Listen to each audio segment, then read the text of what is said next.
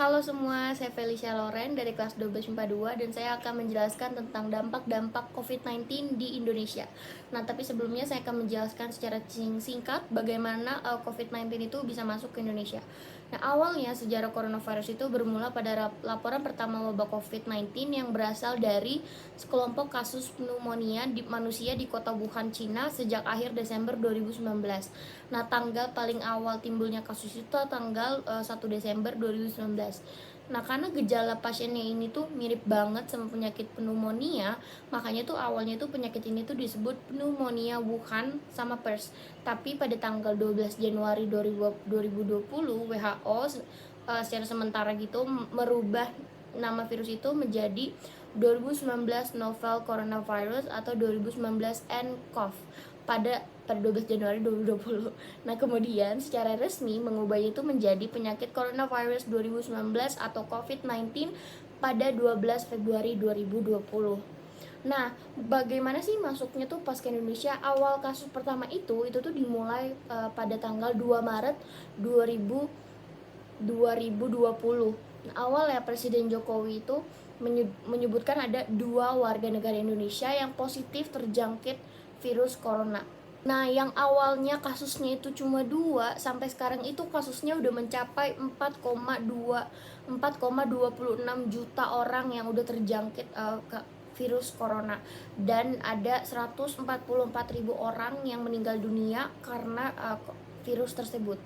Nah, selanjutnya aku mau ngejelasin tentang dampak COVID-19 di Indonesia di bidang kesehatan, perekonomian, pendidikan, bidang sosial hukum, dan bidang agama. Nah, sekarang aku mau ngejelasin tentang dampak COVID-19 di bidang kesehatan dulu. Nah, dampaknya itu ada positif dan negatif. Tapi kali ini aku mau ngejelasin yang negatifnya dulu. Nah, yang negatifnya itu ada tingkat kesehatan masyarakat itu jadi menurun karena banyak yang terpapar COVID-19. Nah, selain itu juga masyarakat juga menjadi stres karena khawatir dan takut tertular virus corona, sehingga membuat imunnya itu semakin turun, dan akhirnya ya kasusnya yang makin naik karena imunnya makin turun ya kan. Nah, abis itu juga jadi karena kasusnya naik, jadi banyak tenaga kesehatan yang gugur akibat pandemi ini, entah gara-gara uh, faktor tertular virusnya atau kelelahan karena jumlah pasiennya itu yang banyak banget.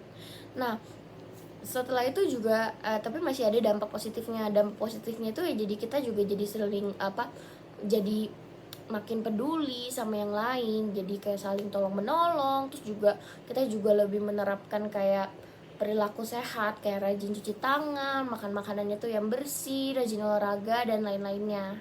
Sekarang aku mau ngejelasin tentang dampaknya di bidang ekonomi. Yang pertama itu aku mau ngejelasin tentang dampak negatifnya. Nah, yang pertama tuh ada melemahnya konsumsi rumah tangga atau lemahnya daya beli.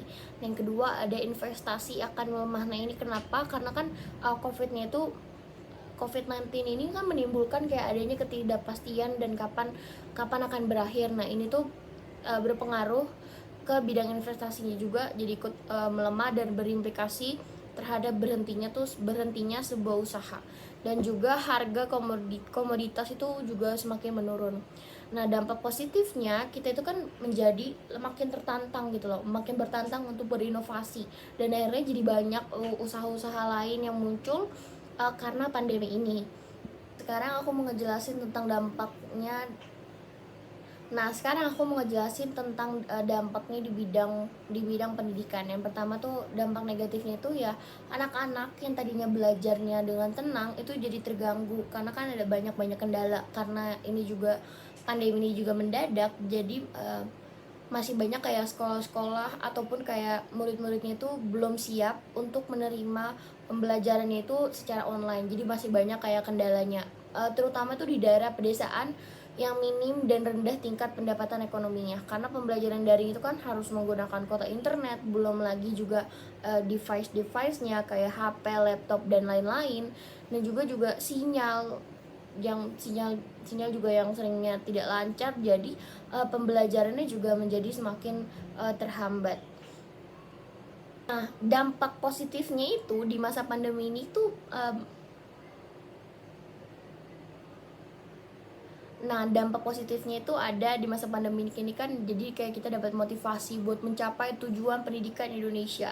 Terus juga memicu percepatan transformasi pendidikan. Terus banyak muncul juga aplikasi pembelajaran secara online, dan kan juga berkembang juga. Terus banyak juga muncul kursus-kursus online yang gratis. Terus juga munculnya kreativitas, karena kan juga waktunya kan lebih luang sebenarnya ya kalau lagi online kayak gini.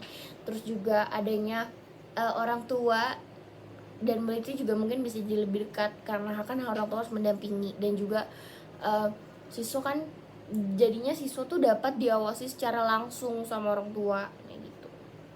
Nah, sekarang itu aku mau ngejelasin tentang dampaknya di bidang sosial dan hukum. Nah, yang pertama ada dampak negatifnya, yaitu banyak rapat-rapat pemerintah itu akhirnya tertunda karena kayak dilaksanakan secara online. Jadi itu kurang efektif, dia tuh agak sulit buat bergerak leluasa dan kreatif kayak sebelum pandemi gitu. Nah, terus angka kriminalitas juga um, menaik ya, karena kan balik lagi ke segi ekonomi, ke bidang ekonominya juga menurun, jadi angka kriminalitasnya juga naik. Terus untuk bersosialisasi pun sangat terbatas karena adanya prokes atau yang kayak PPKM kayak gitu loh. Nah, dampak positifnya itu ada dari kayak beberapa masyarakat kan banyak juga yang tersadar kayak untuk membantu orang dan kayak saling peduli dan gak egois gitu ya kan. Nah, terus juga dari semua masyarakat atau kayak penegak hukum juga otomatis akan melek dan dengan teknologi, karena kan banyak sekarang kayak semuanya tuh diselenggarakannya kan secara online, jadi mereka makin melek sama teknologi. Nah, yang terakhir aku mau ngejelasin tentang dampak positif dan negatif di bidang keagamaan. Nah, dampak negatifnya itu ya tempat ibadah ditutup, dan akhirnya jadi banyak acara-acara agama yang diselenggarakannya tuh lewat online, dan akhirnya kan juga tidak terlalu efektif ya. Terus juga masyarakat juga nggak bisa melaksanakan ibadah bersama-sama, entah itu kayak acara-acara tertentu atau ibadah wajib. Nah, dampak positifnya itu kan kita juga jadi punya waktu kumpul buat keluarga, terus juga kreativitas juga yang baru juga banyak bermuncul, terus juga peningkatan diri secara spiritual dengan kayak kusyuk dan banyak beribadah. Terus juga yang terakhir serta terpuruknya jiwa itu tuh saling terbantu atau kayak toleransi. Sekian penjelasan dari saya, Felicia Lauren. Saya ucapkan terima kasih.